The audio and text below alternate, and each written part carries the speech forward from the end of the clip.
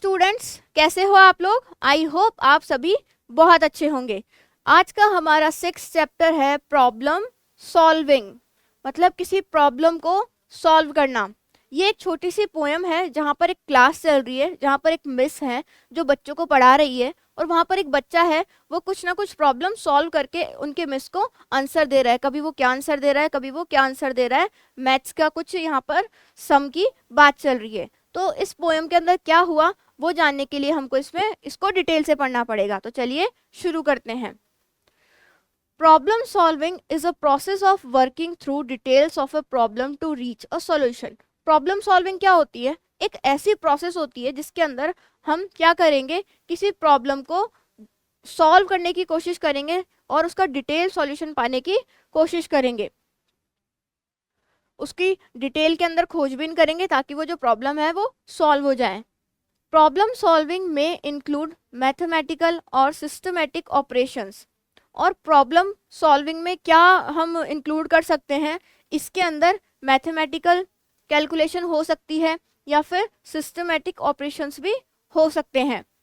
Can be indicator of an individual's critical thinking. और ये एक किसी भी इंडिविजुअल का एक इंडिकेटर हो सकता है कि कैसे वो सोचता है, कैसे वो प्रॉब्लम को सॉल्व करता है, उसकी सोचने की क्षमता क्या है, उसकी जो कैपेसिटी क्या है, कितने टाइम में वो सॉल्व कर सकता है किसी भी चीज़ को।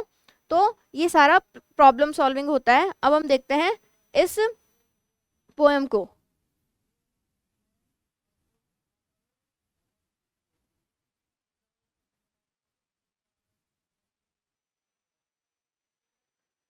अब देखिए, ये हमारी पोएम है।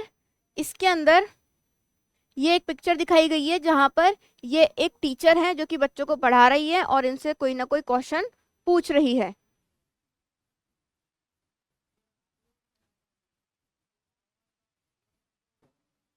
I think I have got the answer miss, the answers 41। अब यहाँ पर एक बच्चा है, वो बोल रहा है कि मुझे लगता है कि मैंने आंसर पा लिया है, मतलब मेरे को आंसर पता लग गया है और शायद ये आंसर है 41। The answers nothing like it Jack, just show me what you have done. अब शायद मिस इसको बोलती है, ये जो टीचर है वो बोलती है कि मुझे नहीं लगता ये आंसर है जैक, तुम मुझे दिखाओ कि तुमने क्या किया है कॉपी के अंदर। I have nothing here to show you miss, I did it in my head. अब मिस उससे नोटबुक मांग रही है किसके अंदर तुमने सॉल्व किया है, पर ये जो बच्चा है वो बोलता है कि मेरे पास ऐसा लिखा हुआ कुछ भी नहीं है, मैंने तो इसको मेंटली कैलकुलेट किया है, मतलब माइंड में ही मैंने इसे कैलकुलेट किया है। In that case, Jack, next time please use the abacus instead. abacus क्या होता है? एक ऐसी डिवाइस होती है जिससे हम मैथमेटिकल कैलकुलेशंस करते हैं। अब इसकी जो मिस है वो इसे बोलती है कि जैक, अगर ऐसा है तो नेक्स्ट टाइम तुमको क्या करना है, अबेकस का यूज करना है, फिर कैलकुलेशन करनी है। I think I have found the trouble miss, the answers 43। अब बोल रहा है कि मुझे लगता है कि मुझसे कोई गड़बड़ हो गई है मिस, शायद आंसर है 43 है अब आंसर इसका। I am sorry Jack, it's nothing like, come here and copy me. अब जो मिस है वो बोलती है कि आई एम सॉरी जैक, मतलब अभी भी ये आंसर नहीं है, इधर आओ और मुझे कॉपी करो। The next day Jack was talking with his dad and with his mum. अब अगले दिन क्या होता है, जैक अपने मदर और फादर से बात कर रहा होता है। So Jack, they said, did you find out the answer to that sum. अब उसके जो मदर और फादर हैं वो जैक से पूछते हैं, तो क्या हुआ जैक, तुमको उस सम का आंसर मिल गया?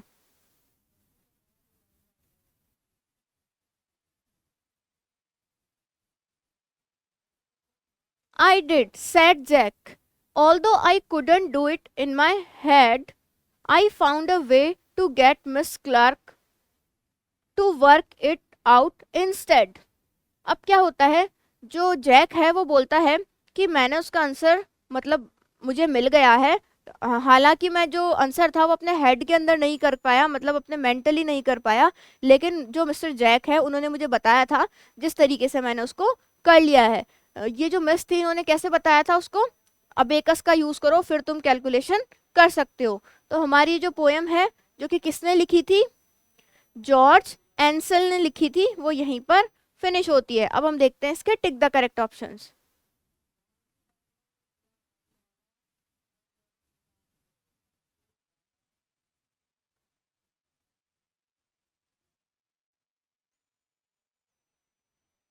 फर्स्ट है the first answer of Jack was 41।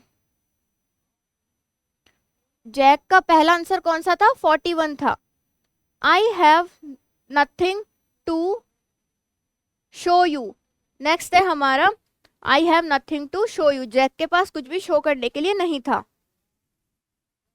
Next है next time please use the abacus.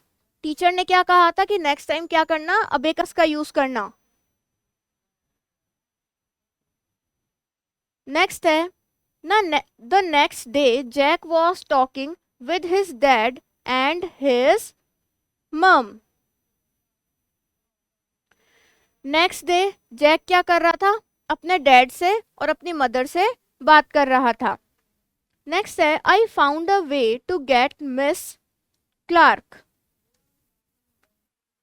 और मैंने एक ऐसा तरीका प्राप्त कर लिया है किससे? कौन सी थी वो? मिस क्लार्क थी।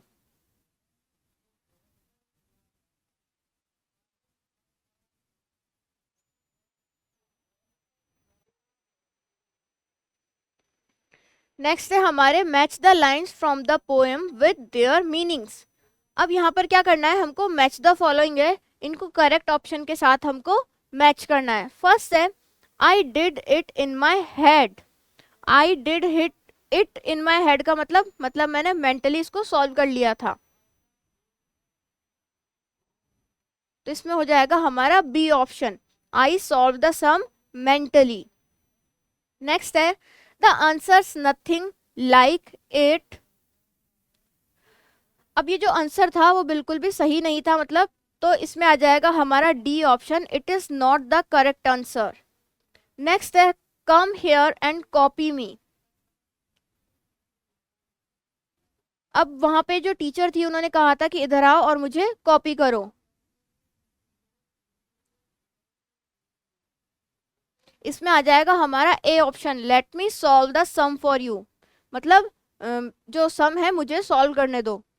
नेक्स्ट है I think I have found the trouble. मुझे लगता है कि मेरे को मिस्टेक मिली है, तो इसमें आ जाएगा हमारा लास्ट सी ऑप्शन। तो हमारी जो पोएम थी ये यहीं पर फिनिश होती है।